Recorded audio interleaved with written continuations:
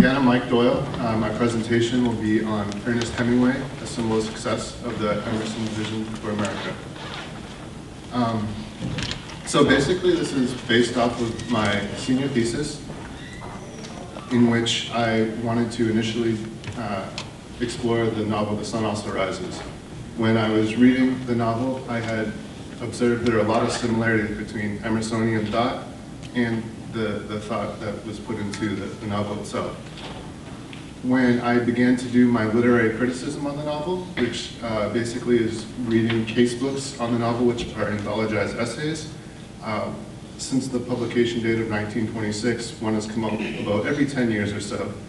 I hadn't located any similar thought or anything that was being anthologized about Emerson. So I said, okay, here's my opportunity to begin my thesis. And as I explored this, my research took me to the JFK library, where we have the Hemingway room.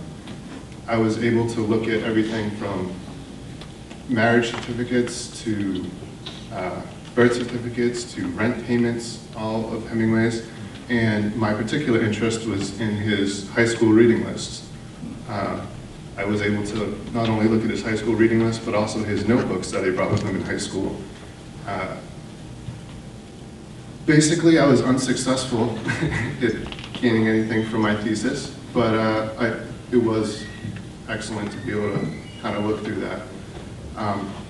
So I went home, I was able to do some more research, and I stumbled upon a scholar, John A. Martin. He did the same exact thing as I did, but he went all the way back into Hemingway's middle school, in which he found two of Emerson's poems that he had to recite for a school play.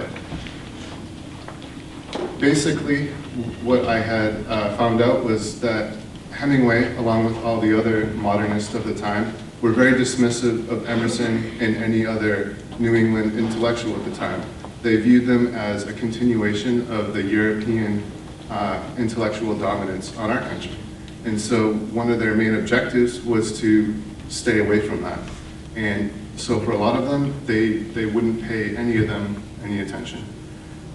So right away, I was kind of faced with this obstacle.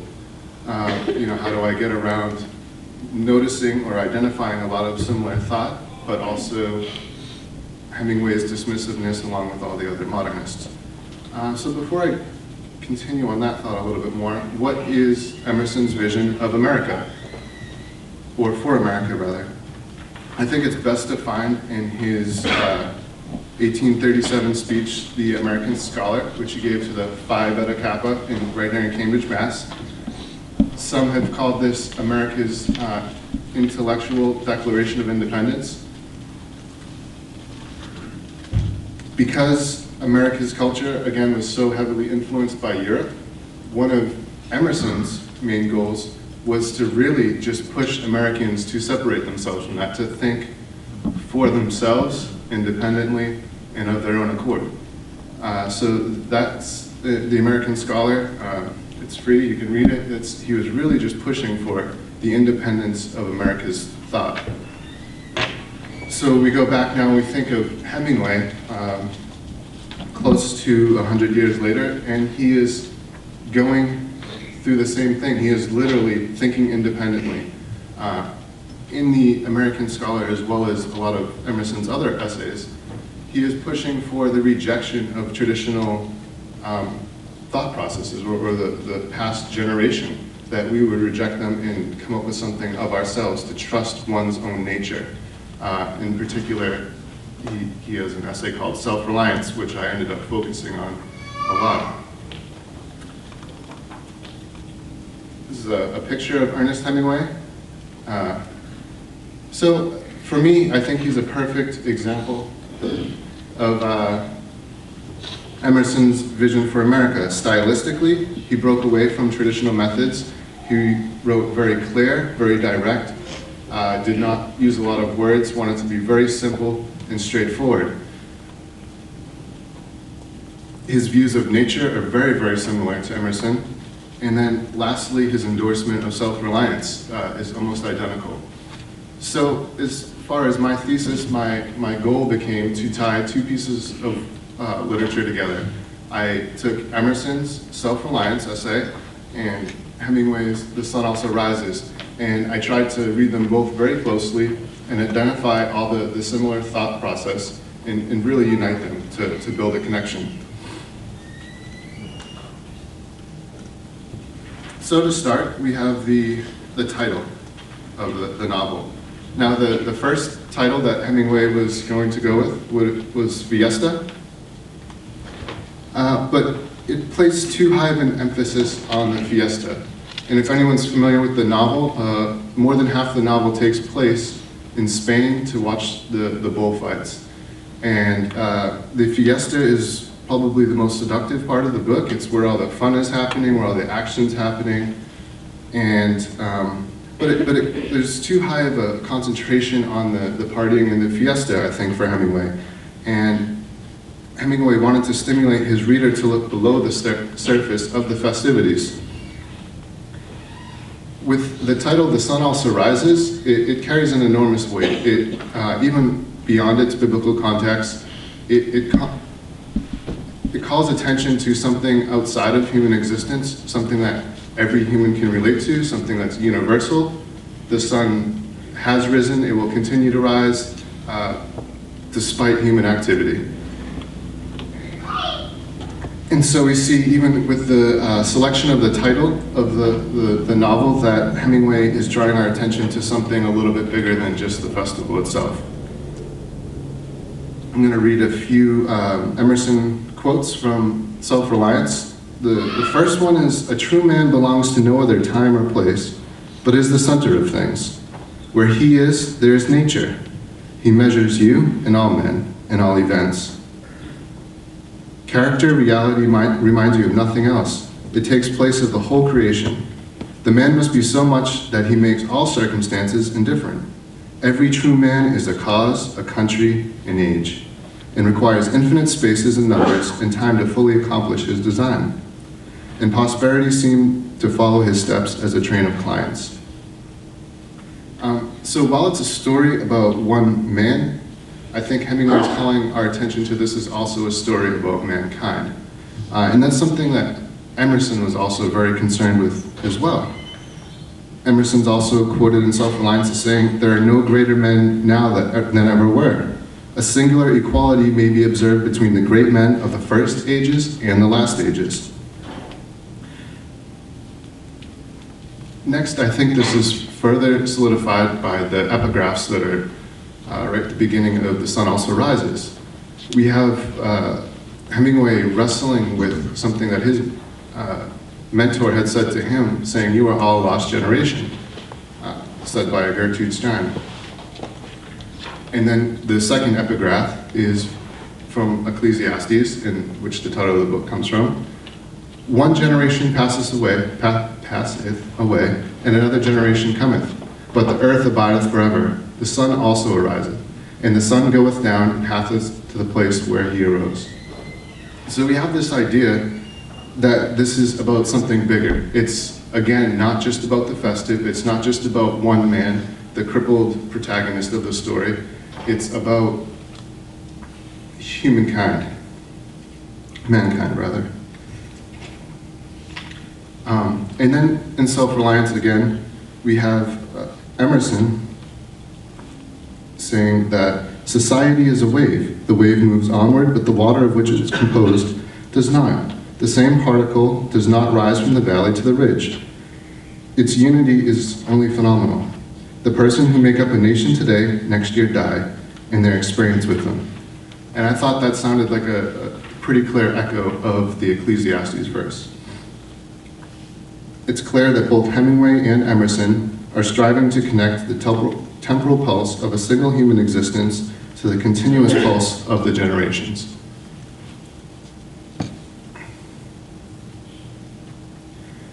So who are some of the characters?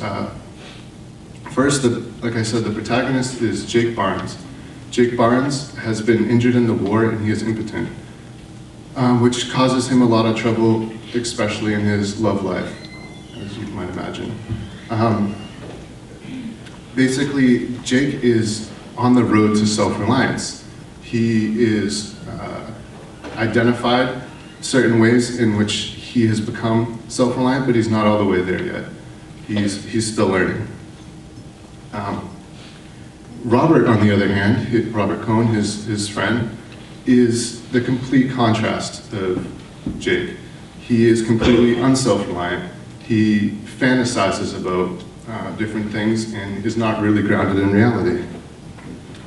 And the entire first chapter is pretty much dedicated to showing us how unself-reliant Robert really is. One of the examples the book gives is he learns boxing not because he likes it, but to neutralize others' opinions of him. In the second chapter, we are given a really strong connection between Emerson and Hemingway. Robert asks Jake to go on a trip to South America. Jake responds, "Listen, Robert, going to another country doesn't make any difference. I have tried all that. You can't get away from yourself by moving from one place to another. There's nothing to that." So that's a quote from The Sun Also Rises between Jake and Robert.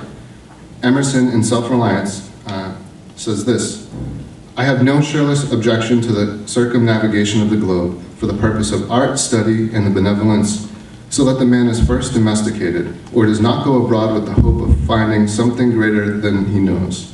He who travels to be amused, or to get something which he does not carry, travels away from himself, and grows old even in youth among old things." So we have this analogy that they're both getting to, in which you cannot travel away from yourself. You cannot create yourself or become a better version of yourself by going somewhere else or looking outside of yourself. Both of them are positioning Hemingway the novel and Emerson his essay, that in order to be a good American, you need to be self-reliant. You need to be yourself out of yourself. Emerson, soon after, a more famous quote is, "Traveling is a fool's paradise." What we see in The Sun Also Rises is that the whole group of friends that travel to the fiesta are all looking outside themselves to become complete. Jake included, but he's a little bit further ahead on the road to self-reliance. So we have Jake, because of his impotence, is struggling to have a relationship with Brett Ashley. And he finds it very, very difficult because he wants it so bad, and he doesn't know how to fulfill himself without her in the beginning of the novel. Brett Ashley she cannot maintain a relationship without having lots of sexual intercourse. Mike, another character in the book, he's very generous with his money, but he always owes someone money. He financially represents his inability to be self-reliant. And then again, Robert Cohn, who's just basically the entire novel, very, very unself-reliant. Lastly, towards the end of the novel, we are given a matador for the bullfights, in which Jake is able to observe. He is basically Hemingway's model and self-reliant savior for this group of people. He is beaten down the night before one of his bullfights to the point where he can hardly move. And that next day he gets into the ring and he flawlessly and brilliantly fights the bull. He puts on one of the best performances any of them have ever seen, with black eyes and bruises all over his body. And for Jake, when he sees this, he learns an incredible lesson on how to be a better person himself and how to maintain self-reliance. So I think that this novel is best understood with Emerson's understanding of self-reliance, and I feel like it enhances the novel. And I think that Ernest Hemingway is certainly a symbol of the success of Emerson's vision of America. Again, stylistically, with the rejection of tradition, with the protagonist being a cause, a country, and an age, and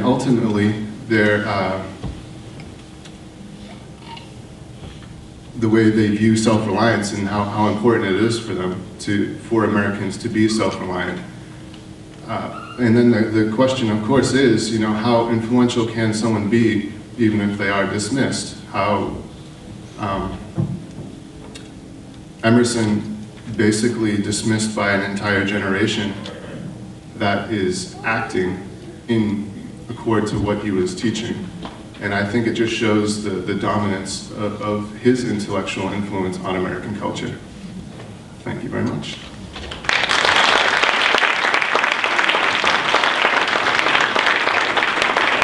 Does anyone have a question or comment for Michael? Mike, thanks very much. I mean, you've obviously done a ton of work here to put those pieces together, and it was really quite interesting. The thing I wasn't quite clear on is the extent to which the parallels between Hemingway and Emerson are intentionally constructed by Hemingway. I mean, is he writing sort of with Emerson's Self-Reliance essay, sort of sitting there on his desk, or what's that relationship like in terms of intentionality?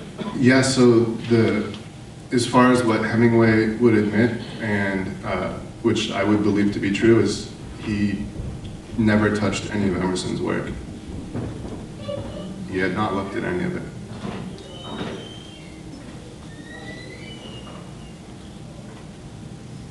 Thank you very much, Thank you. Michael.